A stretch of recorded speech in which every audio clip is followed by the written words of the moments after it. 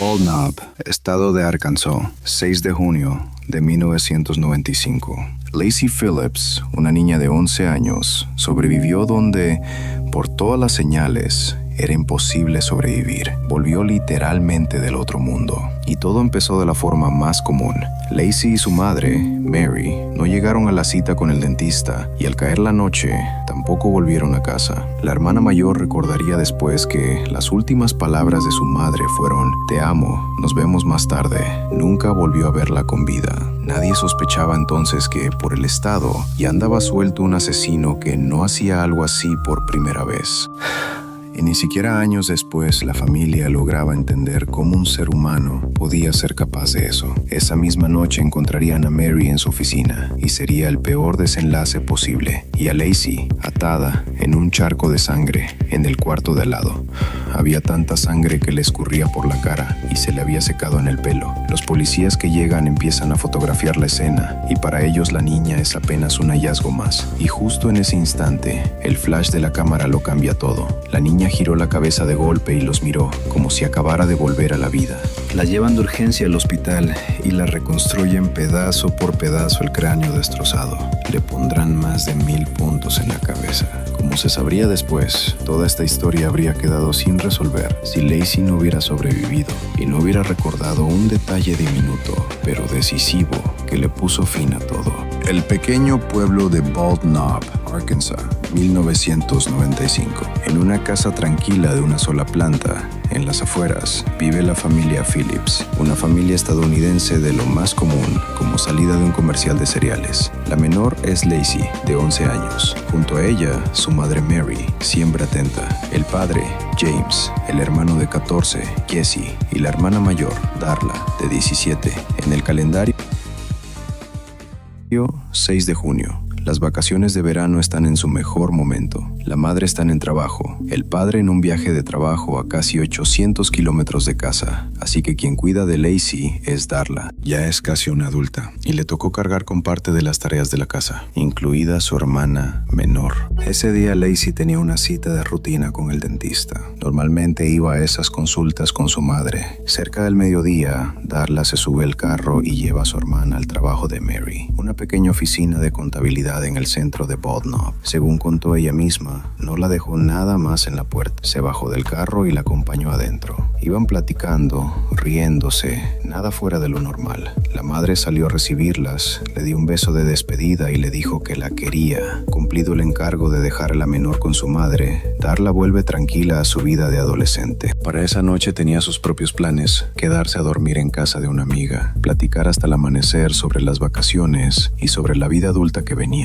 Ese momento lo recordaría después como uno de los más luminosos de su vida. Y al salir, le lanzó a su madre un "te amo, nos vemos más tarde", sin la menor idea de que esos pocos segundos en la puerta serían su último encuentro con ella. Y ese "nos vemos más tarde", dicho al pasar, nunca llegó a cumplirse. Al caer la tarde, en casa quedaba solo el hermano del medio, Jesse. Como siempre, espera el ruido conocido de la puerta al abrirse, la risa de la pequeña Lacey y la sonrisa de su madre. Son las 5 de la tarde y Mary y Lacey no aparecen. Después del dentista ya deberían haber vuelto hace rato. Su madre siempre avisaba con tiempo si se le hacía tarde, y esta vez no hubo ni una llamada, ni una nota. Pasan otras horas, el sol se mete, se encienden los faroles de la calle y ellas siguen sin llegar. La inquietud se convierte en angustia y Jesse, sintiendo que algo anda mal, llama a su padre. Él le dice que agarre la bicicleta y recorre el camino de grava, a ver si a su madre se le ponchó una llanta, si le pasó algo, pero le prohíbe terminantemente salir a la carreta. Así lo hace, pero no encuentra a su madre ni a su hermana, por ninguna parte. Entonces el padre junta sus cosas a las carreras y, al mismo tiempo, marca a la policía. Mientras el operador de la línea trata de calmar al esposo y padre desesperado, va reconstruyendo paso a paso el cuadro de la desaparición. Pregunta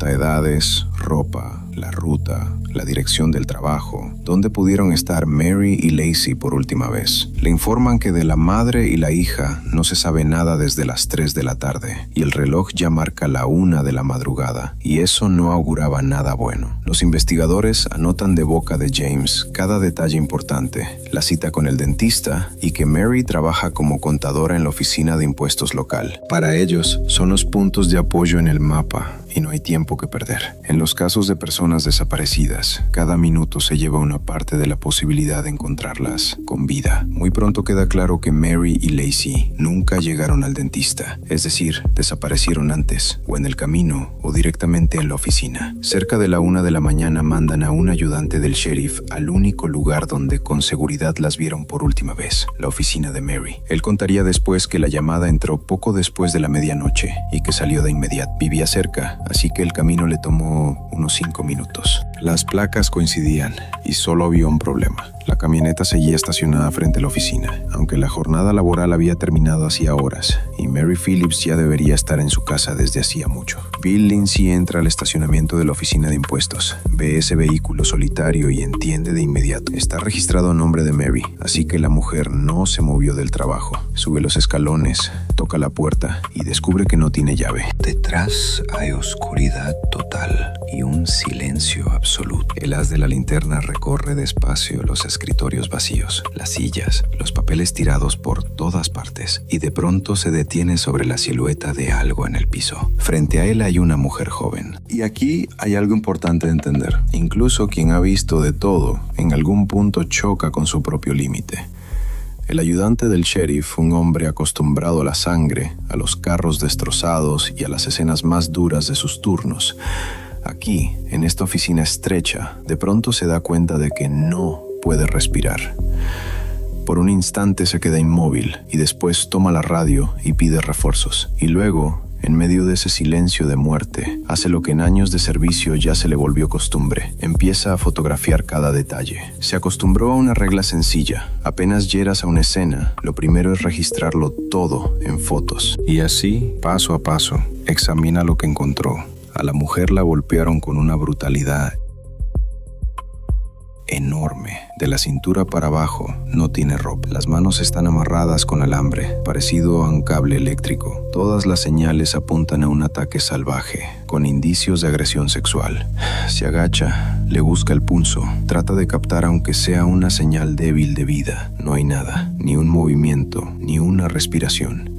Con los años uno se acostumbra a todo tipo de casos, y él había visto muchos, y varios muy crueles, pero este era algo completamente distinto. Un rastro de sangre atravesaba el piso y terminaba en una puerta cerrada, al fondo de la oficina, oscuro, ya casi seco, y llevaba justo hacia donde menos ganas había de asomarse. Con Bill Lindsay trabajaba en el edificio un segundo investigador. Mientras Bill registraba la escena, su compañero avanzó por el pasillo. Todavía tenía la esperanza de encontrar a la desaparecida. Y entonces ve esas marcas en el piso. Estira la mano despacio hacia la manija y abre con cuidado. Por la forma en que lo hace, se nota que ya lo intuye. Detrás de esa puerta hay algo de lo que no va a poder deshacerse el resto de su vida. Detrás de la puerta angosta del baño de la oficina, la mirada del investigador se topa con una figura pequeña, amarrada a una silla, cubierta de sangre, la cabeza colgando sin vida, el pelo apelmazado, la cara llena de moretones oscuros. Después los médicos contarían no menos de 8 golpes. Llama a Bill Lindsay y él mismo, el ayudante del sheriff, se inclina con cuidado, casi sin atreverse a tocarla, y por dentro le nace una idea terrible. Después de algo así, es sencillamente imposible seguir viva. Convencido de que ahí ya no queda nadie con vida, Bill toma la cámara. Hay que documentar ese baño diminuto. Paredes, el piso, la silla con la figura inmóvil, una foto, otra, la tercera. Después apunta el lente directamente a su cara. Otro disparo y el flash ilumina algo para lo que no te prepara ni la academia de policía ni los años de servicio. Él lo contaría después. Apenas empezó a fotografiar, ella giró la cabeza y lo miró directo a los ojos, como si alguien hubiera vuelto del otro mundo. Se quedó helado y de inmediato ordenó llamar a una ambulancia, porque estaba viva, Frente a él no hay un cuerpo. Hay una niña viva, aunque apenas respirando. Lacey Phillips, 11 años. Abre los ojos de golpe y mira a los policías como si estuviera regresando de la nada. Bill corre hacia ella. La desata, la tranquiliza en voz baja. Intenta levantarla aunque él mismo ve el estado en el que está y sabe que cualquier segundo puede ser el último. Pero Lacey, cubierta de sangre y aferrada a la vida, no piensa en ella misma. Con los ojos busca a su madre, pregunta qué pasó con su mamá y Bill le responde que ahorita no hay nada de qué preocuparse. La toma de la mano y la lleva hacia la salida, pero ya en el pasillo la alcanza una nueva pesadilla.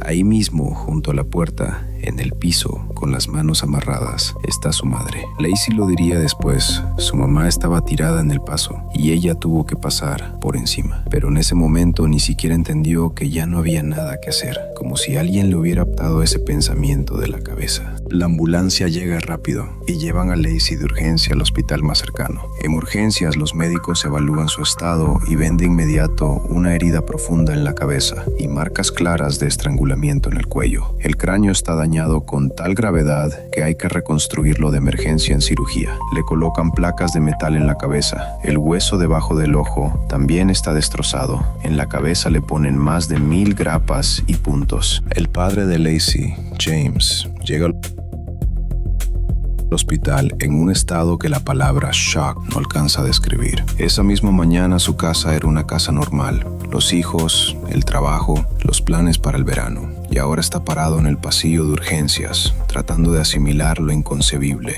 Su esposa ya no está. Los médicos dicen que a su hija casi no le quedan posibilidades. El mundo que unas horas antes parecía firme y comprensible se derrumba en una sola noche. Hasta ese momento la investigación no tenía absolutamente nada de dónde agarrarse. Los agentes vuelven a la escena y revisan oficina, centímetro por centímetro. Necesitan un hilo, el que sea, un cabello, un pedazo de tela, una huella digital, la marca de una suela, cualquier cosa que los lleve hasta quien atacó a Mary y a Lacey. Pero el lugar parece lavado. No hay grabaciones de cámaras, sencillamente no existían. Alrededor solo hay rastros, cosas tiradas y un silencio absoluto. Quien hizo esto anda libre por ahí cerca y por lo visto no dejó ni una sola pista visible, aunque ya entonces en criminalística regía una ley sencilla. Todo contacto deja algo. Basta con que una persona toque a otra, un objeto o cualquier superficie para que suelte sin querer partículas mínimas que después sí se pueden encontrar. El problema es que a mediados de los 90 leer esos rastros no siempre se lograba. Los equipos eran mucho más simples que los de ahora. El análisis de ADN apenas empezaba a usarse en el trabajo diario. Las bases de datos estaban llenas de huecos y demasiadas cosas dependían de si una persona alcanzaba a ver algo con sus propios ojos o pasaba de largo. Y así, la única carta que le queda a la investigación es la propia Lacey. Si aguanta la cirugía y recupera la conciencia, es su memoria la que puede llevar a la policía por el camino correcto. Pero para eso, la más pequeña, con apenas 11 años, tendrá que hacer algo casi imposible: juntar fuerzas y sacar de nuevo de su memoria todo lo que le hicieron. Vivir ese horror otra vez. Después de varias horas de espera angustiante, los médicos dicen que lograron estabilizar a Lacey. A los detectives les permiten entrar a verla con cuidado, con una condición: no agotarla. Entran al cuarto apretando una grabadora. Ahí, entre sueros y monitores que Pete no les toca solo hacer un par de preguntas. Tienen que sacar de su memoria los detalles de los que depende toda la investigación. Ella despertó en terapia intensiva pediátrica. Le pidieron que contara qué había pasado. Y ese día, según sus propias palabras, se le quedó grabado a fuego. Se volvió parte de ella. Los investigadores de verdad tuvieron suerte. Lacey no solo seguía viva, sino que logró reconstruir paso a paso aquel día. Y de paso recordó un detalle que, en la práctica, les puso en las manos al hombre que estaban buscando. En el expediente ese día está descrito casi minuto a minuto. El 6 de junio, cerca del mediodía, su hermana deja a Lacey en la oficina de su mamá. Mary a esa hora ya está cerrando. Guarda documentos, termina los últimos pendientes antes de salir a las 4 rumbo al dentista, que era justo la hora de la cita. Todo va como siempre, nada anticipa nada, y entonces entra a la oficina un hombre desconocido. Se acercó al escritorio y se paró tan cerca que Mary y Lacey retrocedieron por instinto. En el primer segundo la mujer pensó que era un cliente cualquiera, pero un par de instantes después entendió. Algo malo está pasando. Las manos del desconocido están cubiertas con guantes de látex, y en ellas trae un rollo de alambre y una pistola. El cañón apunta a Mary, y el hombre, con una voz plana y helada, dice que esto es un asalto. Mary reacciona por instinto. Se lanza hacia su hija para cubrirla con su cuerpo, pero el atacante se la adelanta, la sujeta y en unos cuantos movimientos la amarra las muñecas con alambre metálico. Después voltea a ver a Lacey, agarra a la niña aterrada, toma una silla y la arrastra al cuarto de al lado. En el baño estrecho coloca la silla y empieza a amarrarla al respaldo con el alambre. La sentó, le torció los brazos hacia atrás y se los sujetó al respaldo. Ella le pidió que no tocara a su mamá y él le contestó que su mamá no la iba a tocar. Quien le iba a hacer daño era ella. Después de eso, el hombre le pega con fuerza en la cabeza con la cacha del arma. La imagen se le nubla, un dolor filoso le estalla en las sienes y todo se hunde en la oscuridad. Vuelve en sí, mira a su alrededor y todo está lleno de sangre. Y en ese momento Lacey empieza a llamar a su mamá. Primero casi sin voz, después cada vez más fuerte, aferrada a la esperanza de que su mamá va a entrar a ese baño y la va a sacar de la pesadilla. La puerta se abre de golpe y por una fracción de segundo de verdad cree que va a ver a su mamá, pero en el marco está otra vez el mismo hombre. Esos gritos lo enfurecen porque pueden llamar la atención y se lanza sobre ella, la agarra del cuello y le corta la respiración. Cuando ella deja de moverse, la suelta. Convencido de que terminó lo que empezó, el hombre da la vuelta y se va. En ese segundo no tenía idea de que ella seguía viva. ¿Cuánto tiempo estuvo Lacey tirada en ese edificio? Al principio nadie se lo preguntó. La respuesta, cerca de 12 horas. Pasaron más de 12 horas. Y Lacey sigue amarrada a la silla, balanceándose en el filo entre el sueño y el desmayo. Y en algún momento el silencio se rompe con un ruido apenas perceptible, un chasquido corto y seco, después otro, después un tercero, cada vez más nítido, como si alguien se estuviera acercando, sin prisa. Al principio no entendió qué era, trató de moverse, pero era como si la tuvieran clavada al lugar. Entonces simplemente se quedó quieta y escuchó. Y en ese momento cayó en cuenta de dónde venía el ruido. Alguien estaba tomando tos. Por fin llegó la ayuda. Voltea la cabeza y frente a ella hay un hombre uniformado con una cámara en las manos. Los policías disparan foto tras foto y no tienen la menor idea de que no están fotografiando un cuerpo, sino a una persona viva. Su salvador llegó después de todo. Ella se quedó ahí sentada mirándolo y después dijo, por favor, desátenme. Su voz era baja y ronca y atravesó ese silencio de muerte en el que había pasado las últimas horas. Y ahí, para los policías, la persona que ya nadie esperaba encontrar con vida vuelve literalmente del otro mundo. La llevan de inmediato al hospital. Ella recuerda que le hacían pregunta tras pregunta y que ella respondía. Lo describió de pies a cabeza. Entonces los detectives le preguntaron si recordaba en el atacante alguna característica que llamara la atención. Lacey no dudó ni un segundo. Dijo que debajo del ojo tenía una lágrima dibujada, un tatuaje en forma de lágrima, plena cara. Algo así, según sus palabras, ya no se olvida nunca. Y en cuanto a ese detalle, el tatuaje de la lágrima bajo el ojo llega a manos de la policía. El rompecabezas empieza a armarse. Los agentes cruzan el relato de Lacey con el registro de delincuentes locales y la coincidencia es demasiado exacta para ser casualidad. Todo apunta a un solo hombre, Jack Harold Jones. Mientras los policías corrían hacia la casa del presunto agresor, Lacey estaba acostada en su cuarto de hospital y había una cosa en ese cuarto que no cuadraba. Junto a su cama estaban su hermana mayor, su hermano y su padre. Con cada hora se acumulaban más globos y más peluches. Así trataba la familia de suavizar, aunque fuera un poco, lo que había pasado. Solo que ni los globos ni los peluches lograban tapar una sola pregunta que flotaba en el aire. ¿Dónde está mamá? Lacey pensaba que su mamá seguramente también estaba ahí, en el mismo hospital, quizá también lastimada. Pasaban las horas y nadie se animaba a decirle de frente qué le había pasado a Mary. Bastaba con que ella empezara a hablar de su madre para que las enfermeras se pusieran nerviosas, esquivaran la respuesta y casi salieran corriendo del cuarto. Y en esos momentos en su cabeza se iban formando una tras otra las suposiciones más terribles. Mientras más se alargaba ese silencio, más clara se volvía una idea sencilla. Si su mamá estuviera bien, hace rato que estaría ahí, con ella. Por fin entró James al cuarto. Se acercó a la cama y Lacey lo entendió todo al instante. Su padre no solo estaba agotado, parecía haber envejecido varios años en una sola noche. La cara gris, los ojos rojos, casi sin fuerza en la voz. Se puso de rodillas, la abrazó y le dijo que su mamá ahora estaba en el cielo, junto con su bisabuela. Ella miraba a su padre y en ese momento todos los que estaban en el cuarto tenían lágrimas en los ojos. Ahí, en un segundo, Lacey chocó de frente con la verdad. Su mamá nunca iba a volver a casa. Mientras tanto, la policía llegaba a la casa de Jack Harold Jones, de 31 años. El aspecto coincidía con la descripción, hasta el más mínimo detalle. Debajo del ojo, ese mismo tatuaje en forma de lágrima del que había hablado Lacey. Y en su expediente, parecía un hombre que las autoridades ya conocían de sobra. Había figurado más de una vez en casos de robos y agresiones, solo que había algo que todavía no sabían. Detrás de esa cara había por lo menos 2 mujeres más con las que había hecho lo mismo. A sus historias vamos a volver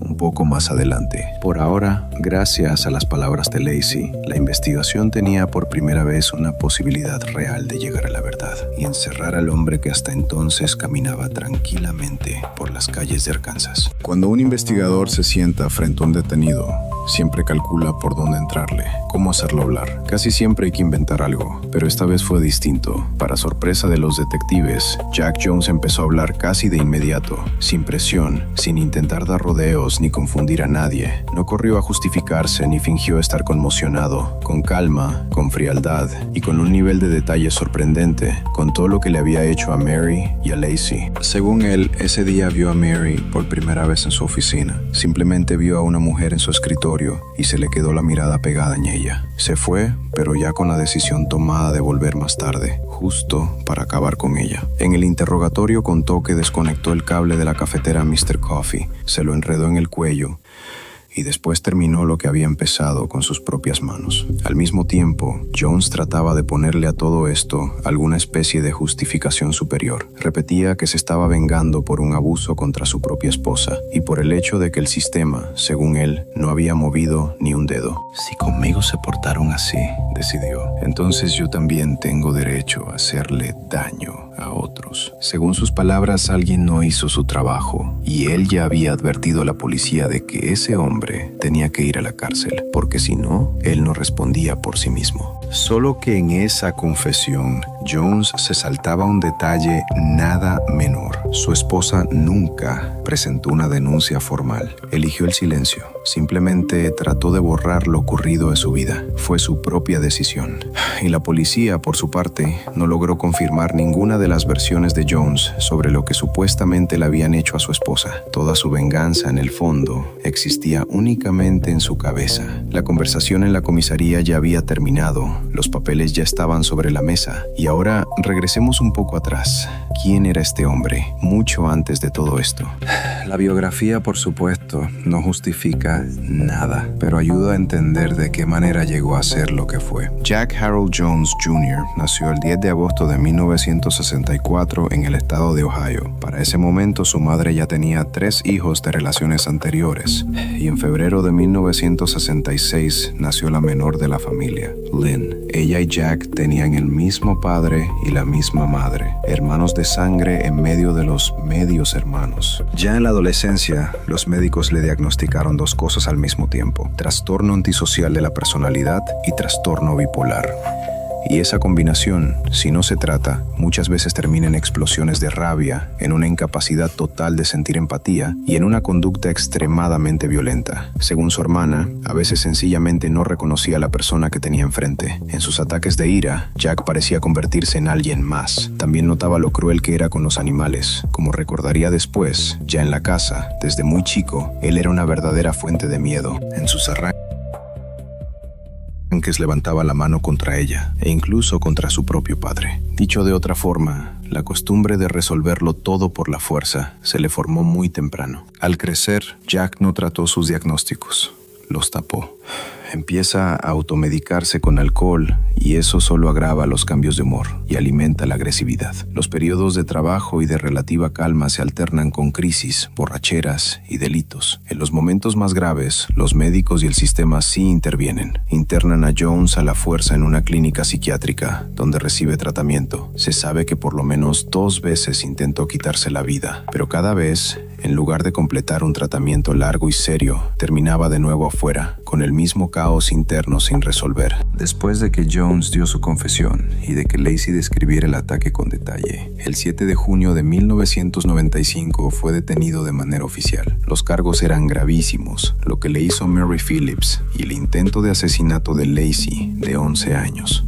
La familia respiró, aunque fuera un poco. El hombre que destruyó su vida estaba tras las rejas, pero ninguna orden judicial ni ninguna detención pueden cerrar las heridas de lo ocurrido. El juicio contra Jack Jones arrancó en abril de 1996. El jurado escuchó el testimonio detallado de Lacey, de los peritos y de los investigadores. Revisó las fotos de la escena y los informes médicos. Jones fue declarado culpable de todos los cargos. Por lo que le pasó a Mary Phillips, el juez dictó la pena máxima: ejecución por inyección letal. Aparte, recibió cadena perpetua, más otros 30 años y una multa por el intento de asesinato de Lacey. Y en esa etapa, Jack cambia de estrategia. De golpe, el mismo hombre que acababa de confesar todos los detalles empieza de pronto a alegar demencia y a asegurar que no estaba en sus cabales cuando atacó a Mary y a su hija, aunque en realidad desde el primer momento sabía perfectamente lo que estaba haciendo. Los años pasan. Lacey crece, forma su propia familia y hace todo lo posible por dejar atrás lo vivido, pero recuperarse del todo de lo que le tocó nunca lo logra. Lo que más le falta es su madre. Se la quitaron demasiado pronto y, como ella misma recuerda, bastaba con la sonrisa de su mamá para que se iluminara todo el cuarto. Jack Jones pasa todo ese tiempo en una celda del corredor de la muerte. Pasa un año y otro, y él sigue esperando a que se cumpla la sentencia. Como cuenta Etta Blankenship, autora de un reportaje sobre Jones y amiga cercana de su hermana, en la cárcel del condado, mientras esperaba el desenlace, por fin empezó a recibir los medicamentos que necesitaba para su trastorno psiquiátrico. A Jack lo atormentaba el arrepentimiento. No lograba asimilar que todo eso lo había hecho con sus propias manos. Y año tras año, cada vez que se hablaba de reducir la condena, presentaba petición tras petición, con la esperanza de agarrar, aunque fuera, una posibilidad mínima de aliviar su situación. Y cada vez Lacey se mantuvo firme. Ella se oponía. Para ella no se trataba solo de la memoria de su madre. Se trataba también de la seguridad de otras mujeres y de otras familias, de que quien un día entró a una oficina ajena con un arma y un rollo de alambre nunca volviera a cruzar la puerta de la cárcel hacia afuera. Una vez lo dijo así: cuando todo pasó, ella tenía una hija de 4 años y ahora su hija ya tiene 11, exactamente los que ella tenía cuando le arrancaron a su madre de su vida y de la vida de toda la familia. Él mismo admitió su culpa, entonces tiene que responder por ella. Lacey no quería vivir ni un solo día con la idea de que él seguía respirando en alguna parte. Recordaba aquello de ojo por ojo y diente por diente, y consideraba que había llegado el momento. Y aún así, en todos esos años, junto a Jack, quedó en el fondo una sola persona de su sangre, su hermana. A pesar de sus propias heridas, a pesar de la memoria de sus arranques de furia, solo ella no cortó el vínculo. Lo visitaba, le escribía, sostenía ese hilo delgado de parentesco. Para ella fue una decisión difícil, pero consciente, acompañarlo hasta el final, aún sabiendo que para el resto del mundo su hermano se había convertido hacía mucho en un monstruo. Volvía una y otra vez con el pensamiento a la época en que él era apenas un niño y trataba de entender qué fue lo que convirtió a ese niño en esto. El dolor era insoportable, pero sentía que estaba obligada a estar ahí. Simplemente no podía abandonarlo. Más adelante aparecería en el caso una llamada que le cambió a Lynn todo aquel día. Era el año 2003. Acababa de llegar al trabajo cuando en el teléfono apareció el número de la policía. El sheriff se lo explicó con calma, como algo de trámite. Los métodos modernos de análisis de ADN permitían reabrir casos viejos sin resolver. Y en uno de ellos, el de una mujer joven llamada Lorraine Barrett, fechado en 1991, había aparecido un rastro genético. Coincidía con el ADN de su hermano. Aquella noche, Lorraine estaba en un bar con un hombre desconocido. Subió con él a un cuarto de hotel y poco después la encontraron ahí mismo. El caso pasó a otra etapa. En aquel entonces, en el 91, el periódico publicó un retrato hablado del sospechoso, hecho a partir de las descripciones. Y desde ese retrato parecía estar mirando a Jack, el mismo corte de pelo, la misma mirada. A Lynn se le derrumbó todo por dentro. Su padre, en ese momento, le pidió que no le contara nada a su madre, y fue justamente él quien le contó lo principal. Él mismo había subido a Jack a un autobús rumbo a Arkansas. Y aquí está la parte de toda esta historia que pesa más que ninguna otra. En 1991, justo después de lo que le pasó a Lorraine Barrett, el periódico publicó el retrato del sospechoso. Tanto Lynn como su padre reconocieron a Jack en él, pero nunca acudieron a la policía. En lugar de eso, le compraron un boleto y lo mandaron lejos de las miradas ajenas. Más exactamente, a ese mismo Arkansas donde, tiempo después, le quitaría la vida a Mary e intentaría hacer lo mismo con Lacey, de 11 años. Hay que entender que tuvieron una bifurcación en el camino. Len pudo ir a la policía, pudo entregar a su propio hermano, y entonces la tragedia de Arkansas sencillamente no habría ocurrido. Mary seguiría viva. Tuvieron la posibilidad de detener, aunque fuera un episodio, y de librar no solo a Mary, sino también a Lacey del horror que le tocó vivir. Entender que el miedo y las circunstancias pesaron más que el sentido del deber la destrozaba por dentro. Y fue entonces cuando llegó a una idea de la que ya no pudo escapar. Si a su hermano ya se le atribuían 2 episodios así, era poco probable que se hubiera detenido ahí. Decidió ir a verlo a la cárcel y preguntárselo de frente. En una de esas visitas, Jack lo admitió. En su conciencia había una víctima más. En ese momento no entró en detalles, y solo unos años después le mandó a Lynn una carta donde describía con todo detalle lo que había hecho. Anduvieron juntos en bicicleta, después fueron a la playa y luego se metieron a un parque. Ahí ocurrió todo. Según sus palabras, la encontraron al día siguiente y el periódico local escribió sobre eso. Fue en 1983. La víctima se llamaba Regina Harrison y tenía apenas 20 años. Al recibir la carta, Lynn contactó de inmediato a los investigadores. El caso de Regina se reabrió como posiblemente relacionado con Jones, y el análisis de ADN confirmó sus peores sospechas. Así, además de la acusación por Mary Phillips y del intento de asesinato de Lacey, a Jones se le atribuyeron oficialmente otros 2 casos con mujeres. El 24 de abril de 2017, más de 2 décadas después de lo que le pasó a Mary Phillips y de lo que vivió Lacey, se ejecutó la sentencia contra Jack Harold Jones. Pero hasta esa fecha faltaba mucho todavía, y el camino hacia ella resultó largo. A pesar de todo el torrente de detalles terribles que se fueron destapando uno tras otro, Lynn nunca logró darle la espalda del todo a su propio hermano. Sabía que detrás de él estaban Mary, Lacey, Lorraine y Regina. Lo sabía mejor que muchos, y aún así se aferraba a una sola idea: que en sus últimos minutos él no se fuera completamente solo. Quería que del otro lado del vidrio doble, en el momento en que Jack diera su última respiración, hubiera al menos una persona que lo quisiera y estuviera ahí. El director de la prisión le negó esa petición. Y mientras tanto, abogados y activistas discutían sobre los fármacos de la inyección, y la fecha se fijaba y se volvía a posponer. En esos años tras las rejas, Jones se deterioró bastante. Por una diabetes severa le amputaron una pierna, y por los pasillos de la prisión ya se movía en silla de ruedas. Toda su vida se redujo a una celda. La soledad, las visitas ocasionales, las llamadas cortas, las pastillas, las horas que se estiraban sin fin, y un calendario donde la fecha se acercaba y después se borraba y se movía otra vez. Y el 24 de abril, por fin, llegaron a esa fecha. Antes de la ejecución, a Jones, como a casi todos los que llegan a ese punto, le dieron derecho a unas últimas palabras, y él lo usó. En su discurso final se dirigió a Lacey, se disculpó por lo que había hecho y dijo una frase que después de todo lo que ella vivió suena especialmente repugnante. Según él, la veía como a una hija. Un intento patético, casi burlón, de arrancar algo de compasión. ¿Cómo se puede siquiera decir que la veías como una hija si la amarraste hasta romperle el cráneo, la estrangulaste y la dejaste tirada en un cuarto oscuro junto a su madre, a la que ya no se podía ayudar?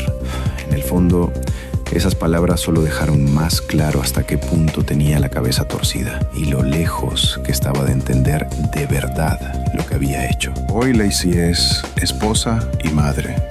El dolor no se fue a ninguna parte. Las cicatrices, las del cuerpo y las de adentro, se quedaron con ella para siempre. Pero ella no solo sobrevivió, logró construir una vida en la que hubo lugar para el amor, la familia y el futuro. Dice que lo que ya pasó no se puede deshacer, pero que cómo vivir los años que le quedan lo decide únicamente ella. Y probablemente esa sea la única justicia a la que se pudo llegar en toda esta historia.